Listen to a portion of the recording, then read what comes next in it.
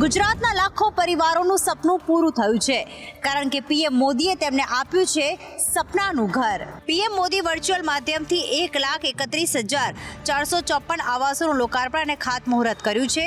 ડીસા ખાતે યોજાનારા આ કાર્યક્રમમાં ગુજરાતના મુખ્યમંત્રી ભૂપેન્દ્ર પટેલ પણ ઉપસ્થિત રહ્યા. આ અવસરે આવાસ યોજનાઓના લાભાર્થીઓ સાથે વર્ચ્યુઅલી સંવાદ પણ કરવામાં આવ્યો. ડીસા ખાતેના કાર્યક્રમમાં પ્રદેશ અધ્યક્ષ સી.આર. પાટીલની વિશેષ ઉપસ્થિતિ રહી.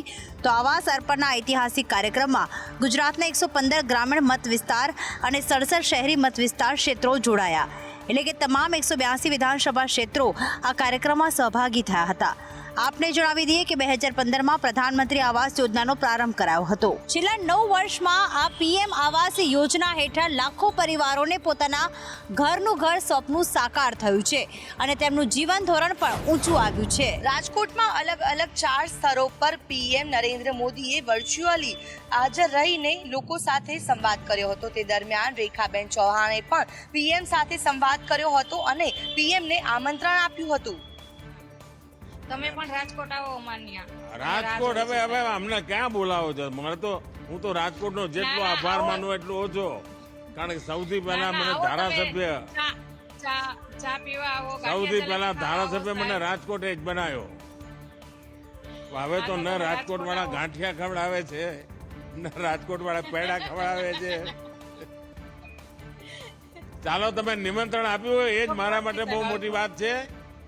ખૂબ ખૂબ આભાર, ધન્યવાદ. ધન્યવાદ સાહેબ. આ આમંત્રણથી પીએમ મોદી પણ ખુશ થઈ ગયા હતા અને પીએમએ કહ્યું કે આ આમંત્રણ મને મળ્યું છે તે મારા માટે ખૂબ જ મોટી વાત છે. પૂર્વ પ્રધાનમંત્રી ચૌધરી ચરણસિંહને ભારત રત્ન આપવા મુદ્દે સંસદમાં હોબાળો થયો.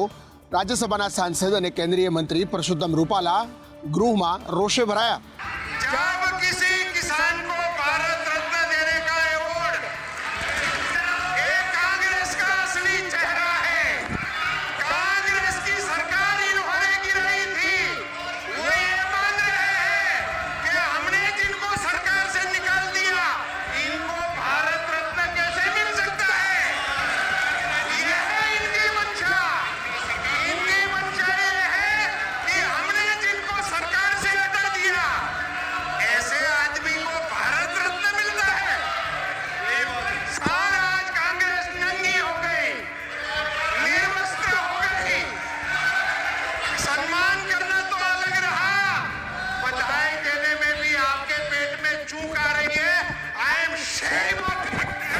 કેન્દ્રીય ગૃહમંત્રી અમિત શાહે સ્પષ્ટ શબ્દોમાં જણાવી દીધું કે લોકસભા ચૂંટણી 2024 પહેલા દેશમાં CAA લાગુ કરી દેવામાં આવશે અને તે માટે નોટિફિકેશન પણ જાહેર કરવામાં આવશે. એક કાર્યક્રમમાં કેન્દ્રીય ગૃહમંત્રી અમિત શાહે નાગરિકતા સંશોધન કાયદો લાગુ કરવા માટે મોટું નિવેદન આપ્યું છે. તેઓ કહ્યું કે લોકસભા ચૂંટણી 2024 પહેલા જ નાગરિકતા સંશોધન કાયદો લાગુ કરી દેવામાં આવશે. આ માટે મનમાં કોઈ કન્ફ્યુઝન હોવું જોઈએ નહીં. હું સ્પષ્ટ શબ્દોમાં કહું છું કે CAA થી કોઈની નાગરિકતા જશે નહીં. આ સાથે અમિત શાહે વિપક્ષ પર મુસલમાનોને ગુમરાહ કરવાનો પણ આરોપ લગાવ્યો. તેમણે કહ્યું કે ચૂંટણી પહેલા CAA લાગુ કરવા માટે નોટિફિકેશન જાહેર કરવામાં આવશે. શાહે દાવો કર્યો હતો કે CAA લાગુ કરતા કોઈ રોકી શકે તેમ નથી. એવું માનવામાં આવી રહ્યું છે કે આ ભાજપનો મોટો દાવ હશે. પાડોશી દેશના અલ્પસંખ્યક નાગરિકોને ભારતમાં ઝડપથી નાગરિકત્વ મળી રહેશે. ભરૂચના જંબુસર આમોદમાં આમ આદમી પાર્ટીની સંકલન બેઠક યોજાઈ હતી, જેમાં ચૈતર વસાવાનો અનોખો અંદાજ જોવા મળ્યો હતો. એમને હતું કે આ ભાઈ જેલમાં જ રહેશે અને લોકસભામાં આપણને ખુલ્લું મેદાન મળી જવાનું છે. એમ જ હતું ને. બધા તમને પણ કહેતા હશે કે ભાઈ ચૈતરભાઈ તો જેલમાં જતા રહ્યા, હવે તમે અમારી સાથે આવી જાઓ. સાચી વાત છે ને? પણ એમના માટે પણ હું કહેવા માંગુ છું, તુમકો क्या लगता था नहीं लौटेंगे? गलत. जब तक तोड़ेंगे नहीं तब तक छोड़ेंगे नहीं. समझ के रखा है क्या? चैतर वसावा है, कभी झुकेगा नहीं साला. बराबर है. આપને જણાવી દઈએ કે કેજરીવાલે ભરૂચ લોકસભાના ઉમેદવાર તરીકે ચૈતર વસાવાના નામની જાહેરાત પણ કરી દીધી છે. તો બીજી બાજુ તેઓએ લોકસંપર્કના કાર્યક્રમો પણ શરૂ કરી દીધા છે. ગાંધીનગરની કેટલીક માધ્યમિક અને ઉચ્ચતર માધ્યમિક શાળાઓ વિદ્યાર્થીઓને માત્ર 15 મિનિટની રિસેસ આપતી હતી.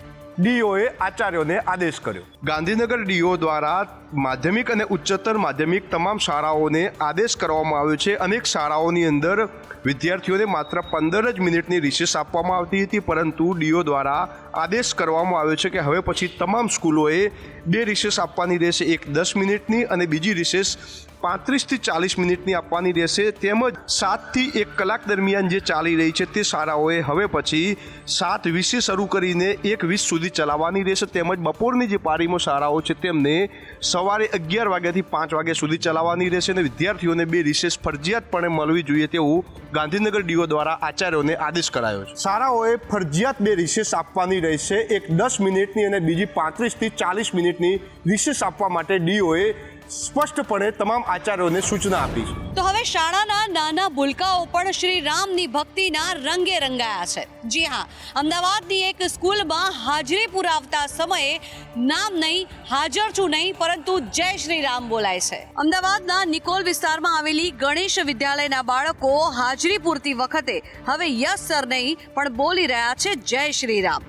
તમને સાંભળીને નવાઈ લાગશે, પણ બાળકો પોતે જ હાજરી પુરાવતી વખતે જય શ્રી રામ બોલી રહ્યા છે. નિકોલની ગણેશ વિદ્યાલયના બાળકો જય શ્રી રામના નારા સાથે શાળાનો વર્ગખંડ ગુંજાવી રહ્યા છે.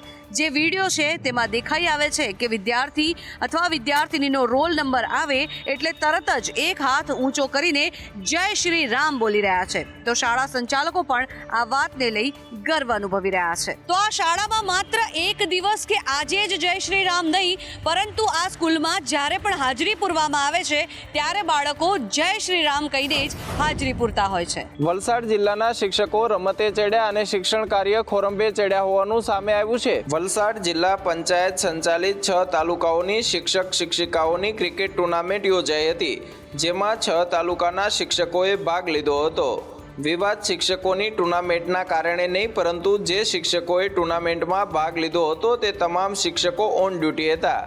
બીજી તરફ શાળાના સમય દરમિયાન ક્રિકેટ ટુર્નામેન્ટમાં શિક્ષકો રમતા જોવા મળ્યા હતા, જેના કારણે શાળામાં વિદ્યાર્થીઓનું શિક્ષણ કાર્ય ઠપ થઈ ગયું હતું.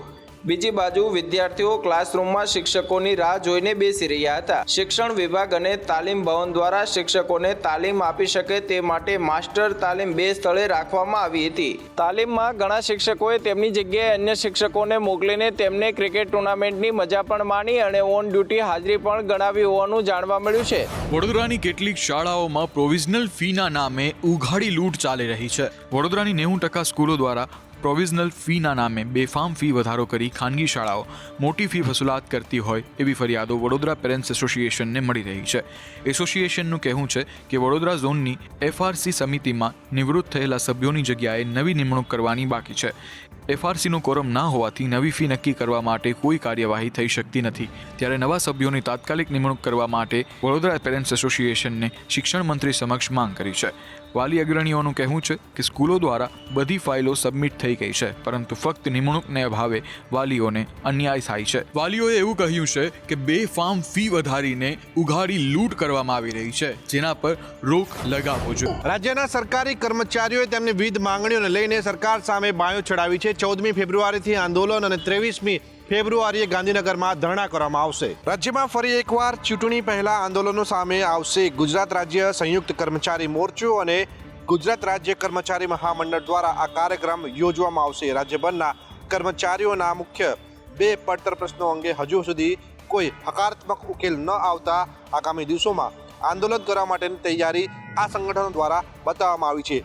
તબક્કાવાર કાર્યક્રમની જો વાત કરવામાં આવે તો 14 અને 15 ફેબ્રુઆરીએ સમગ્ર રાજ્યમાં કર્મચારીઓ કાળી પટ્ટી ધારણ કરીને ફરજ બજાવશે, જ્યારે 16 ફેબ્રુઆરીએ સમગ્ર રાજ્યમાં તમામ કર્મચારીઓ કાળા કપડાં પહેરીને પોતાની ફરજ બજાવશે.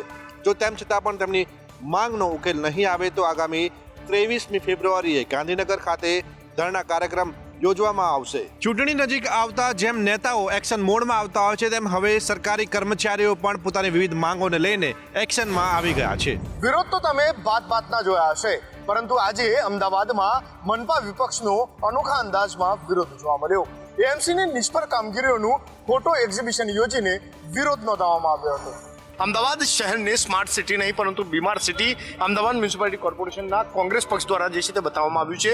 મહત્વની બાબત છે કે જે ત્રુટીઓ અમદાવાદ શહેરની અંદર રહી છે, પછી એ એલિસ બ્રિજ હોય કે શહેરના રોડ રસ્તાઓ હોય, જે વરસાદી પાણી જે ભરાઈ જાય છે અને જે સ્થિતિ સર્જાતી હોય છે તેના પણ જે દ્રશ્યો છે તે અહીંયા મૂકવામાં આવ્યા છે. સાથે જ અલગ અલગ જે તળાવોના બ્યુટિફિકેશનની વાત એક તરફ કોર્પોરેશન કરી રહ્યું છે, પરંતુ વિપક્ષે જે છે તે અહીંયા જે તળાવોની જે ખરાબ સ્થિતિ છે તેને પણ જે છે તે ફોટો ગેલેરીની અંદર જે બતાવી છે.